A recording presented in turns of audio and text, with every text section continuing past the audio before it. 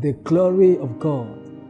Many of us enjoy the glory and we want to partake in the glory, but many people it's unfortunate that many people lose the glory without them knowing. How can you identify that someone has lost the glory? Number one, the person's desire and passion becomes cold for the things of God. Your desire, your passion becomes cold.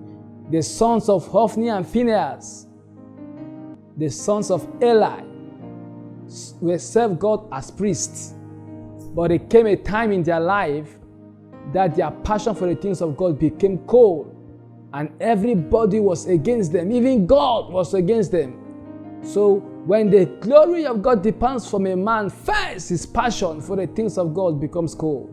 Number two, you become a noise than a voice.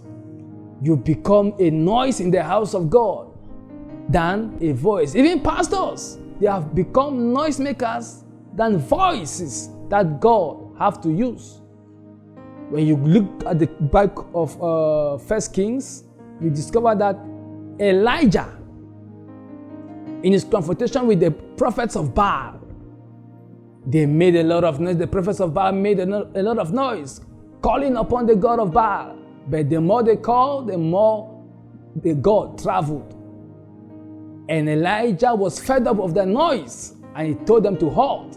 And he repaired the altar, and he called upon God. And just in a second, fire came down from heaven. He did not make noise because he was enveloped in the glory of God. So when a man is empty, he becomes an Ichabod. The glory has departed. So the last thing, how do we know? You become deaf to the voice of God. You become deaf to the voice of God. Pastors have become deaf to the voice of God. Many people have become deaf to the voice of God.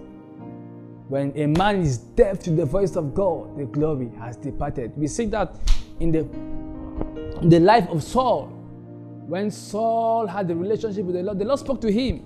But there came a point in his life that he could no longer hear the voice of God. He had to go to consult the witch at Endor, the witch of Endor, to get what God was saying. When it comes to that point, that people go to witch doctors, Christians go to pastors, prophets. Hey, I want to hear what God is saying. Know that Christian, the glory of God has departed. Because if the glory of God is there, you will enjoy the communion and God will speak to you. So when you come to that place that you cannot hear the voice of God, know that the glory has departed. Okay, so if you are a child of God and you are facing dryness in your walk with God, you are struggling in the secret place, you struggle to pray, you struggle to fast, you struggle to read the word, know that the glory has begun departing. It is time for you to retrace your steps with the Lord. Come back and ask yourself, Lord, where has that glory departed? Where is the loophole? Where?